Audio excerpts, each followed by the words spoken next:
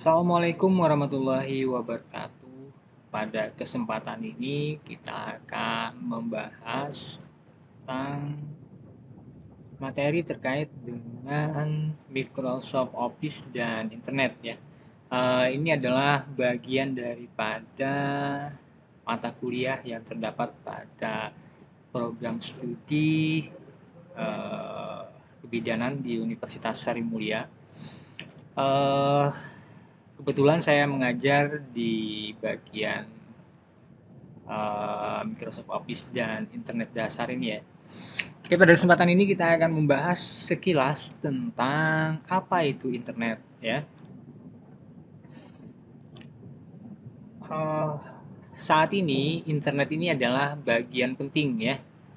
Bagian penting dari kehidupan kita ya, karena tanpa internet apa tentunya sangat sulit sekali terjadi interaksi ya, kemudian juga akan sulit juga terjadinya komunikasi seperti itu ya. Internet ya ini berkembang pesat di setelah tahun 2008 ataupun juga 2009 gitu ya, tepatnya sekitar 2008. Nah, ini perkembangannya sangat signifikan sekali. Kalau berdasarkan grafik ini naik terus seperti itu ya. Jadi ini grafiknya naik terus di 2008. Tapi sebelum ini tentunya internet masih sebatas digunakan hanya dalam lingkup-lingkup kecil seperti itu ya, lingkup-lingkup kecil seperti itu. Nah, tapi pada tahun 2008 ini sudah secara global sekali terjadi signifikan penggunaan internet dengan adanya uh, apa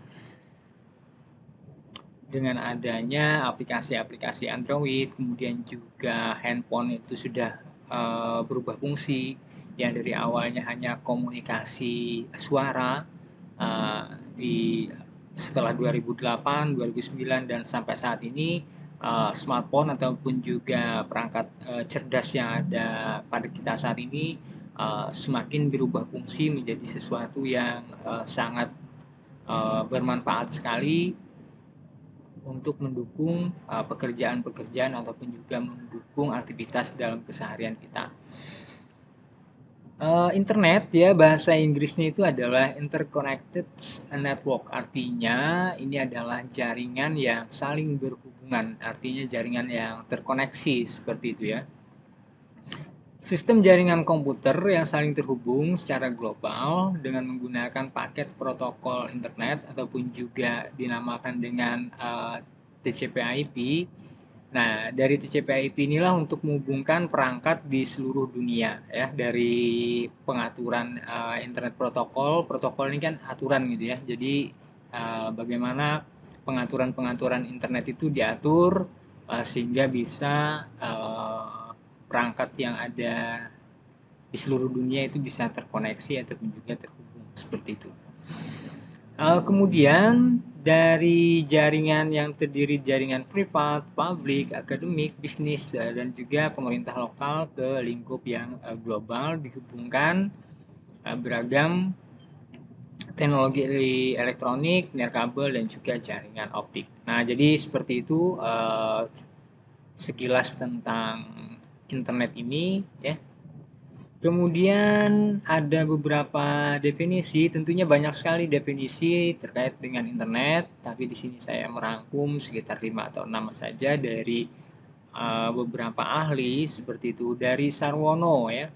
Dari Sarwono ini dia berpendapat internet itu adalah kumpulan jaringan dengan skala global di mana tidak seorang pun mampu bertanggung jawab untuk menjalankan internet itu sendiri. Nah, jadi dengan adanya koneksi secara global, tentunya tanggung jawab itu menjadi tanggung jawab individu seperti itu ya, karena baik itu konten, isi dan segala macam gitu kan, itu sudah bukan menjadi tanggung jawabnya penyedia seperti itu, tapi itu adalah kembali pada individu, kelompok ataupun juga lingkungan-lingkungan yang terkait dengan penggunaan internet itu sendiri. Kemudian ada Nisi Data. Ini dia berpendapat bahwa internet itu merupakan bentuk interkoneksi antara jaringan komputer yang kemudian dapat memberikan pelayanan dalam bentuk informasi yang disajikan secara lengkap seperti itu ya. Jadi secara holistik seperti itu, secara menyeluruh ya.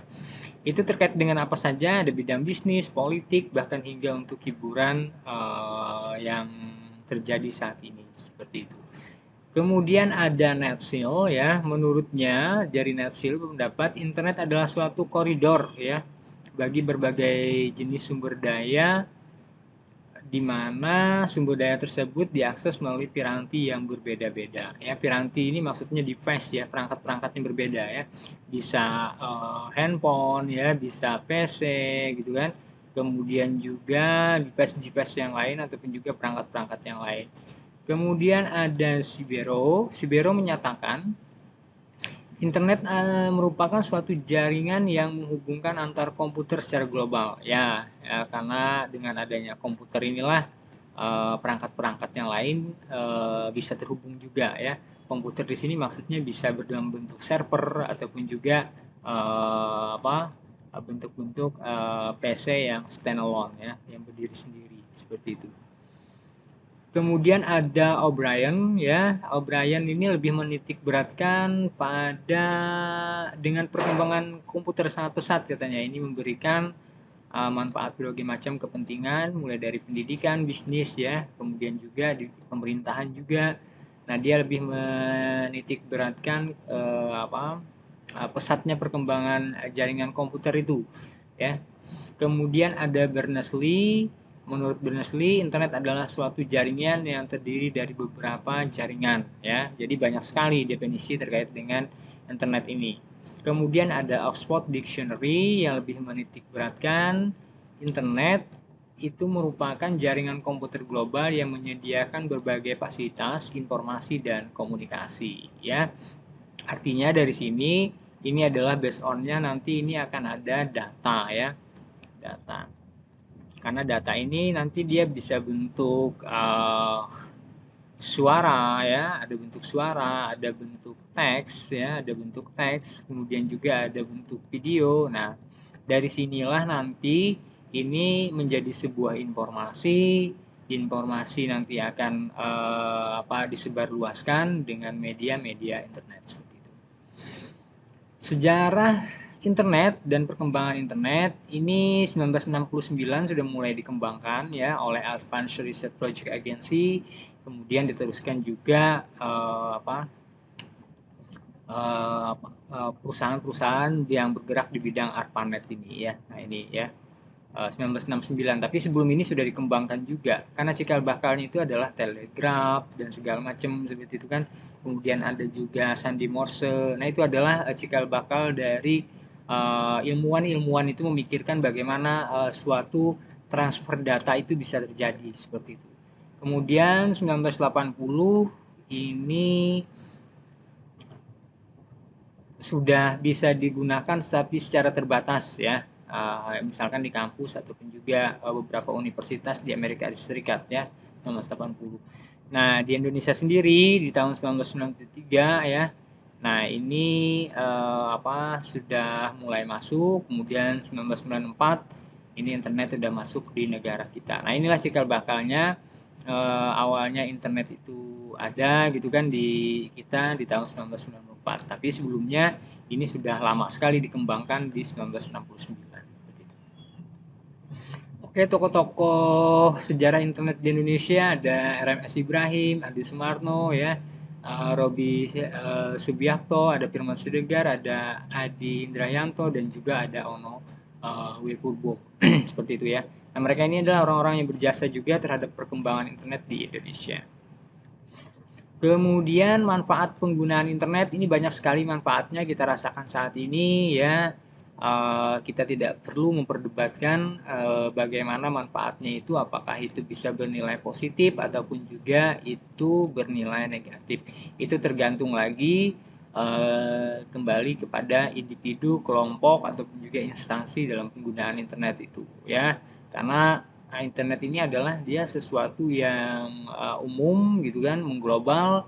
Jadi seperti definisi tadi ya, tidak seorang pun mampu bertanggung jawab terhadap konten-konten yang ada di internet. Seperti itu ya. Kemudian sumber informasi ya, oke, sebagai sumber informasi dengan media apa? Google ya, ada DuckDuckGo ya, dan banyak sekali ya informasi yang bisa kita dapatkan dari adanya internet. Pendidikan ya, kita tidak bisa membayangkan gitu kan, kalau misalkan tidak ada internet mungkin kita akan sulit sekali melakukan metode pembelajaran seperti yang kita lakukan seperti ini ya.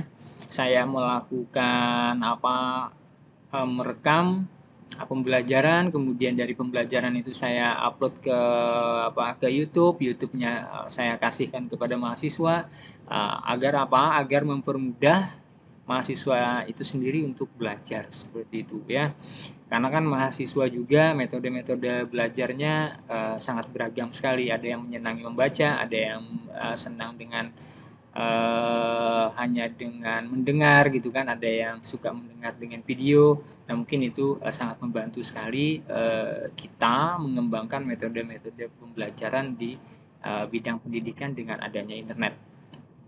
Oke, mendukung kegiatan ekonomi ya. Semua orang saat ini bisa berbisnis ya tanpa melihat usia, tanpa melihat batas wilayah seperti itu ya. Artinya semua orang bisa berbisnis dengan adanya dukungan internet. Seperti itu artinya dengan bisnis sudah masuk ke berbagai wilayah dan sektor seperti itu, tentunya semua orang dapat menikmati layanan-layanan internet itu secara murah dan dapat secara merata seperti itu ya. Jadi kita bisa bayangkan ada Gojek, ada Grab, kemudian juga ada Tokopedia, ada Shopee. Artinya apa? Dengan adanya platform-platform tersebut, yaitu sangat memudahkan kita untuk berbelanja seperti itu ya. Itu ekonomi sangat membantu sekali, sangat tinggi nilainya. Kemudian sebagai hiburan ya, hiburan ini termasuk juga tentang platform media sosial ya. Kita bisa dengan santai menggunakan Instagram, kita bisa berkomunikasi, kemudian juga kita bisa kita bisa video conference gitu kan dengan platform-platform yang tersedia dengan layanan internet seperti itu. Itu sangat memudahkan sekali. Jadi tidak ada batasan jarak dan waktu lagi dengan adanya internet sebagai koneksi dari perangkat-perangkat device yang ada di environment kita ataupun juga di lingkungan kita. Cara kerja internet. Oke, kita masuk pada cara kerja internet. Ini adalah dengan memanfaatkan internet protokol tadi ya. IP ini internet protokol ya, internet protokol ya. Nah, dari sinilah nanti akan diatur bagaimana lalu lintas dari internet yang yang sudah mengglobal ini. Jadi diatur ya. Pengaturannya ini akan panjang sekali kalau kita bahas di sini ya. Ini memerlukan waktu yang sangat lama untuk memahami internet protokol ini ya. Nah, sebagai contoh di sini ini adalah bagian daripada internetnya seperti itu ya. Ini internet melalui nanti ISP di sini ya, Internet Service Provider-nya. Kemudian dari sini nanti dia akan masuk dari sini ya, dari HTML, kemudian juga akan ada server web gitu kan. Nah, dia ke sini ya. Nah, ini kemudian juga nanti dari sini dia akan menghubungkan ke browser gitu kan, ke browser yang lain gitu kan. Nah, tentunya datanya nanti akan tersimpan di sini, data ya, data. Nah, ini dia fungsinya untuk menyebarkan informasi-informasi terkait dengan penggunaan internet seperti itu. Oke, contoh lain ya. Nah, di sini kita ini adalah internet gitu kan. Nah, internet gitu kan. Hampir semua kita saat ini pasti di rumah ataupun juga hampir secara di mayoritas, apalagi di contohnya seperti di Banjarmasin ini ya. Hampir semua rumah itu sudah mempunyai ini modem ya, sudah saling terkoneksi internet gitu kan. Layanannya ISP-nya bisa ada Telkom gitu kan, ada XL gitu kan, ada juga apa lagi? Selain itu ada juga apa Mentari atau apa gitu kan. Nah, ISP ini banyak sekali ya. Nah, ini yang mendukung sehingga internet itu bisa terkoneksi ke modem. Dari modem dia akan ke router ini ya. Dari router ini dia akan membagi router ini nanti dia akan membagi ini kemana gitu kan. Ini bisa ke switch gitu kan. Switch nanti akan bagi ke server gitu kan. Dari switch juga nanti bisa ke desktop gitu kan. Dari sini juga nanti ke workstation, bisa juga dari sini nanti ke WiFi. Nah, dari WiFi inilah kita bisa terkoneksi, mengakses informasi, bisa menggunakan smartphone macam-macam ya. Ada macam-macam nih ya, ada Android, ada apa jenis-jenis smartphone itu kan. Ada Oppo, ada apa lagi ya? Ada Oppo, ada Vivo, atau apalagi ya Samsung gitu kan, Nokia, laptop ini ada Asus, Acer dan segala macam. Nah inilah apa sedikit terkait dengan framework gitu ya, framework ataupun juga kerangka dari internet itu. Secara lebih mendalam lagi, nah ini sudah terkait dengan bagaimana lalu lintas datanya. Di sini ada modem gitu kan, di sini ada paketnya ya. Mungkin kita bisa ngelihat fisiknya seperti ini, tapi kalau untuk melihat arus transformasi datanya kita mungkin agak kesulitan ya. Hampir hampir sulit kita melihat akses datanya itu seperti apa, seperti itu. Tapi ini adalah jaringan-jaringannya. Mungkin kita bentuk fisiknya kita hanya bisa melihat kabel, bisa melihat server gitu kan. Oh, router itu seperti ini. Tapi untuk arus datanya sangat sulit sekali kita lihat karena itu dia bentuknya biner seperti itu ya, angka antara 0 dan 1. Kemudian ada domain name server dan juga ada web server. Nah, kira-kira seperti inilah lalu lintas internet di berbagai device kita seperti itu ya. Ini ada sangat apa?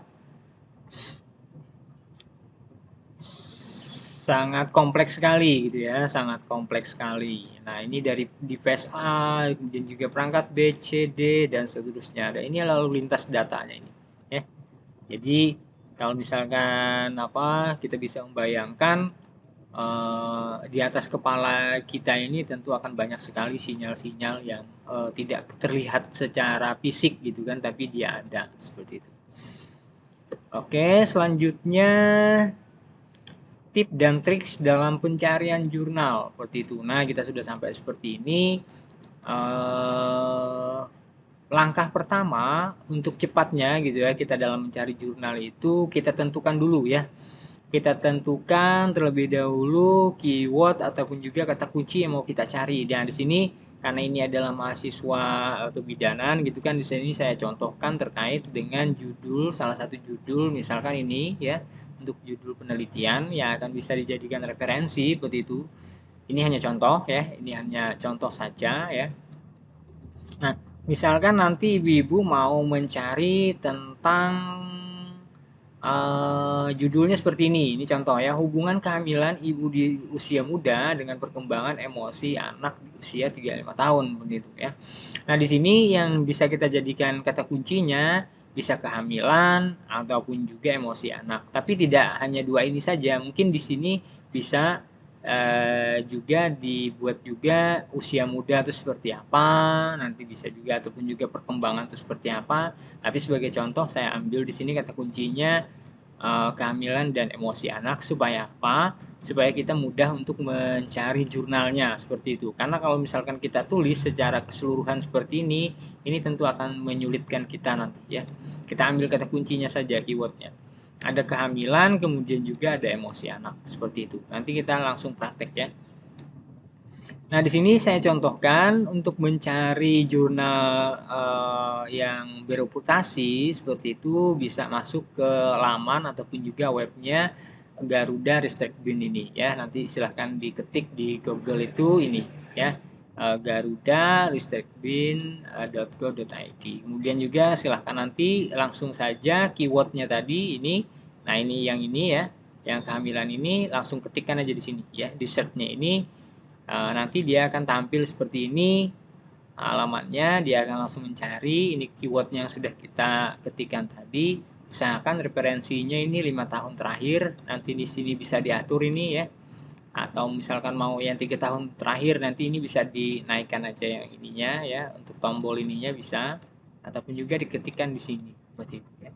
Nah, kalau sudah seperti ini, nah kita sudah dapat terkait dengan jurnal-jurnal yang membahas tentang kehamilan. Nah, jadi kita sangat mudah sekali ya. Misalkan di sini ini ada kehamilan gitu kan, ini ada kehamilan gitu kan. Kemudian juga di sini kehamilan lagi. Nah, ini dia mencari berdasarkan kata kunci. Nah, setelah itu, setelah terasa cocok dengan judul yang akan kita jadikan referensi, Bapak Ibu nanti silahkan klik aja di sini ya, klik di full PDF ini, silahkan klik di sini, kemudian itu bisa di-download. Hasilnya seperti ini. Nah, seperti ini ya. Hasilnya seperti ini. Hasilnya seperti ini. Nah, nanti ini bisa dikumpulkan, bisa menjadi referensi dalam membuat skripsi ataupun juga tugas akhirnya. Nah, mungkin dari saya itu saja dulu. Terima kasih. Tapi sebelum menutup itu, kita akan coba praktek sebentar terkait dengan terkait dengan tips mencari jurnal seperti itu ya. Tips mencari jurnal. Oke, saya contohkan di sini. Nah, tadi kita coba ke Garuda seperti itu. Garuda Ristek Bin ya ini. Nah, jadi Bapak Ibu tinggal klik aja di sini. Misalkan tadi apa ya? Selain kehamilan tadi apa ya? Selain kehamilan tadi kita emosi anak. Oke, kita coba cari ya. Kita coba cari emosi anak ya. Kita coba cari emosi anak ya. Oke, kita search ya, kita search. Nah, di sini dia menemukan ya. Di sini terdapat 273 dokumen ya. Nah, ini dari tahun 1996 difilter sini sampai dengan 2021. Kita filter aja ya. Kita tulis saja di sini 2017 gitu kan. 2017 kita filter. Nah, setelah ini kita filter, dia berkurang lagi 165 dokumen ya, seperti itu ya. Oke, ini untuk bisa menggunakan titel, abstrak, author ataupun juga DOI-nya, tapi kita gunakan titel aja ya. Nah, di sini kita menemukan 165 dokumen yang terkait dengan emosi anak. Di sini kita lihat di sini ada nggak emosi? Oke, ada emosi. Kemudian juga di sini ada emosi anak juga. Nah, Bapak Ibu-ibu nanti silahkan mendownload ini gratis gitu kan. Kalau misalkan sudah, misalkan mana nih yang cocok gitu kan, stabilitas emosi pelaku pernikahan dini dalam mendidik anak balita, kira-kira mana yang cocok nih sesuai dengan penelitian ibu-ibu ya. Setelah itu misalkan ini ya, pengaruh emosi ini nih, kita coba ini, oh kira-kira ini cocok gitu kan. Nah, kita download aja di sini ya, ini download. Nah, ini download gitu kan. Nah, untuk mendownload ini perlu internet yang sangat cepat juga gitu kan. Kita open. Nah, ini ya gambaran keterampilan sosial emosi anak autism spektrum ini ya dari Universitas Pendidikan Indonesia. Nah, ini sangat bagus sekali jurnalnya ini ya. Nah, nanti bisa dijadikan referensi ini ya. Tinggal kita cari aja, misalkan kita cari yang terkait dengan emosi anak, ada nggak di sini ya, dia ketemu, ada. Kita cari lagi. Nah, ini kan bisa kita jadikan rujukan sebagai kutipan seperti itu ya. Nah, ini emosi anak seperti itu. Selanjutnya ini kalau misalkan kita mencari jurnal terkait dengan yang ada di Indonesia. Bagaimana kalau misalkan kita jurnal internasional gitu kan? Nah, kita bisa menggunakan mendeley.com seperti itu ya. Kita bisa menggunakan mendeley.com. Kemudian juga kita cari karena tadi di sini keywordnya ada kehamilan gitu kan. Nah, kita coba translate dulu ya, kehamilan itu apa sih dalam bahasa Inggrisnya gitu kan. Kita coba translate dulu kehamilan, pregnancy. Oke. Takutnya nanti salah gitu kan, pregnancy. kita search di sini ya, pregnancy, kita search ya. Nah, di sini sangat banyak sekali terkait dengan jurnal-jurnal terkait dengan pregnancy. Kemudian tahunnya kita coba batasi tahun 2021 aja ya. 2021 ini jurnal dokumen tipenya oke. Oke, kita sudah ketemu ini ya. Nah, ini bagus sekali. Ini open access, kita lihat view PDF seperti itu ya. Nah, ini kita view PDF, kita coba lihat. Nah, ini ya. Nah, jadi sangat bagus sekali ya. Ini review artikel, artikelnya sudah pernah direview gitu kan. Ini autornya ada ini pregnancy and COVID-19. Nah, sangat bagus sekali ini jurnalnya ya. Nah, ini bisa dijadikan referensi buat ibu-ibu nanti menulis skripsi ataupun juga tugas akhir. Ini bisa di-download. Kita download, kita save ya, download oke. Nah, ini dia akan tersimpan di laptop kita. Nah, jadi begitu ya caranya untuk mencari dengan cepat jurnal-jurnal yang berkualitas seperti itu. Tentunya di sini banyak sekali yang kita download. Nah, ini banyak sekali. Ini bagaimana impact of COVID-19 terhadap pregnancy seperti itu ya. Ini open access juga, kita lihat bisa di-download. Ini view PDF.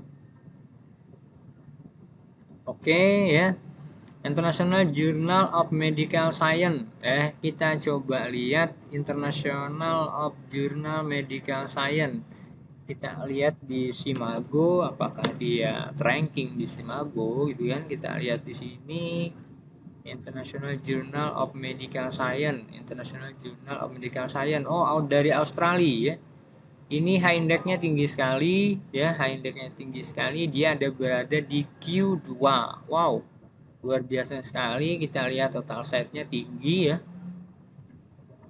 Jurnalnya juga sangat bagus ya, dia stabil aja. Tapi 2016 dia Q1, sekarang dia di Q2 seperti itu.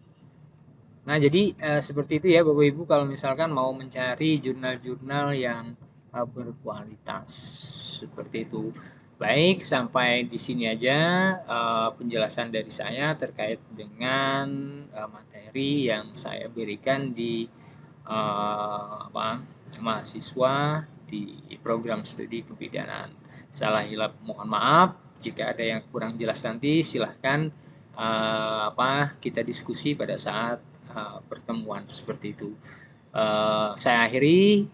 Wassalamualaikum warahmatullahi wabarakatuh.